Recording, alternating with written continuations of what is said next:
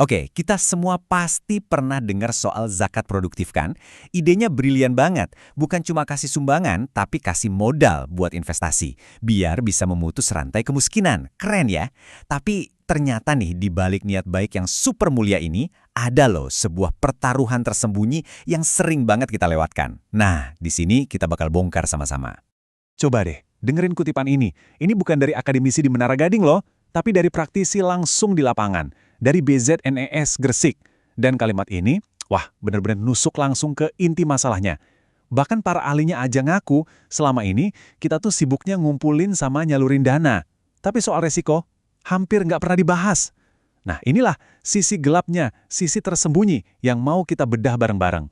Oke, biar jelas nih ya, apa sih bedanya? Gampangnya gini, zakat konsumtif itu ibaratnya kita ngasih ikan buat dimakan hari ini. Bantuan sekali pakai buat kebutuhan darurat, beres. Tapi, zakat produktif, nah ini beda. Ini ibaratnya kita ngasih kail, terus kita ajarin cara mancingnya.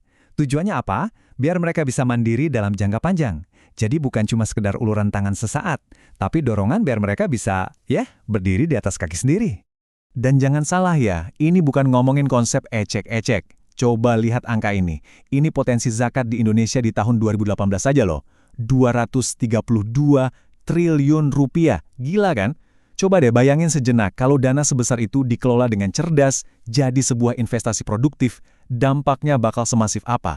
Ini benar-benar skala yang bisa mengubah peta kemiskinan di negara kita. Tapi ya itu tadi, di balik angka triliunan yang bikin kita optimis, ada cerita-cerita di lapangan yang bikin kita harus mikir ulang. Ini kisah nyata dari Gresik. Ada seorang penerima zakat, dapat modal, terus buka warung kecil-kecilan. Harapannya besar dong. Tapi apa yang terjadi? 6 bulan kemudian, warungnya tutup. Modalnya ludes, usahanya gagal. Nah, cerita kayak gini nih yang membumikan kita lagi. Dari angka super fantastis, kita ditarik ke sebuah realita kegagalan yang, sangat manusiawi.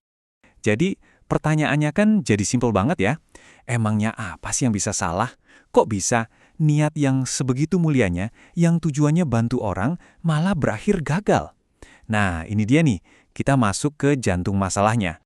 Oke, untungnya ada penelitian dari UINSA yang udah memetakan ini dengan rapi banget.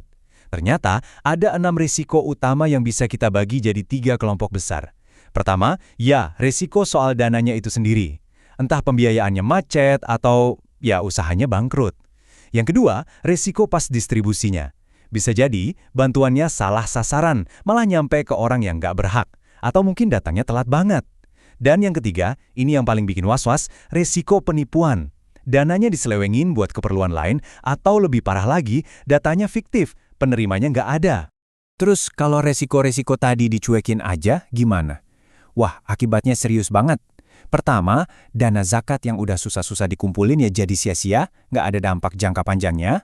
Kedua, si penerima manfaat bukannya terangkat malah balik lagi ke jurang kemiskinan.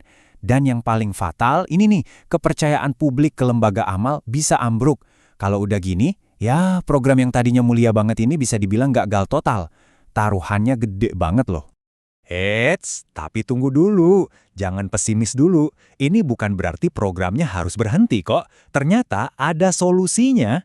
Dan solusinya ini datang dari dunia korporat. Ya, dunia bisnis yang tiap hari kerjaannya berurusan sama yang namanya ketidakpastian. Mereka itu punya semacam toolkit atau contekan lah yang udah terbukti ampuh buat ngadepin masalah kayak gini. Namanya IRMCOSO. Oke, dengar namanya mungkin agak serem ya, teknis banget. Tapi tenang, santai aja. Anggap aja ini tuh semacam framework profesional, atau lebih gampangnya, ini tuh checklist yang biasa dipakai perusahaan-perusahaan gede buat ngenalin, ngukur, sama ngelola resiko secara sistematis. Tujuannya cuma satu kok, mastiin target mereka tercapai dan kegagalan bisa dihindari sejauh mungkin. Dan framework yang kedengarannya ribet ini sebenarnya intinya cuma 4 langkah simpel dan logis banget. Pertama, kita identifikasi dulu. Kira-kira apa aja sih yang bisa bikin program ini gagal? Kedua, kita lakukan penilaian. Seberapa mungkin sih resiko itu terjadi? Dan kalau terjadi, seberapa parah dampaknya? Ketiga, mitigasi. Oke, terus kita harus ngapain biar itu nggak terjadi?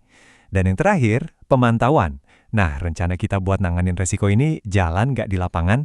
Simpel kan? Dan sangat masuk akal. Nah, Ini bukan cuma teori doang loh. Yuk sekarang kita lihat gimana sih resep 4 langkah ini kalau diterapin di dunia nyata, gimana caranya dia bisa jadi solusi buat semua masalah yang udah kita omongin dari tadi. Dan ini dia nih, bagian paling kerennya. Setiap resiko yang tadi kita sebut, ternyata ada solusinya. Ada resiko usaha gagal? Oke, solusinya adain pelatihan kewirausahaan yang wajib diikuti. Ada resiko pembiayaan macet? Gampang, lakukan dulu penilaian kelayakan usaha yang super ketat sebelum dana dikasih. Takut bantuannya salah sasaran? Ya udah, verifikasi langsung ke lapangan, kerjasama sama aparat desa. Khawatir dananya disalahgunain? Lakukan monitoring rutin plus pendampingan. Tuh kan, semua ada penangkalnya. Dari semua cara tadi, ternyata penelitian ini nemuin satu hal yang jadi kunci paling penting. Apa itu? Pendampingan usaha. Jadi ternyata solusinya tuh bukan cuma soal prosedur, formulir, atau birokrasi. Intinya justru ada di dukungan yang sifatnya manusiawi. Kita harus mastiin para penerima manfaat ini nggak dilepas gitu aja, nggak jalan sendirian pas lagi susah payah bangun usahanya. Jadi, kenapa sih kita repot-repot ngomongin ini semua? Pentingnya di mana? Soalnya, manajemen risiko yang profesional itu bukan cuma soal administrasi yang ngebosenin. Bukan! Ini adalah fondasi dari 3 hal yang paling penting. Pertama, kepercayaan donatur. Kedua, dampak jangka panjang yang beneran terasa. Dan yang paling puncak, ya ini, pemberdayaan komunitas yang sesungguhnya. Jadi, ini dia kesimpulan utamanya. Kalau dikelola dengan efektif, zakat produktif itu bukan lagi sekedar judi bermodalkan niat baik, bukan lagi untung-untungan. Tapi, dia berubah jadi sebuah investasi yang terukur, yang diperhitungkan untuk sebuah masa depan yang jauh lebih baik. Oke, sebagai penutup, saya mau tinggalin satu pertanyaan buat kita pikirin bareng-bareng. Jangan-jangan, manajemen yang profesional inilah kepingan puzzle yang selama ini hilang? Kepingan yang bisa membuka kekuatan sejati dari zakat yang potensinya luar biasa besar itu? Coba direnungkan. Terima kasih sudah menyimak.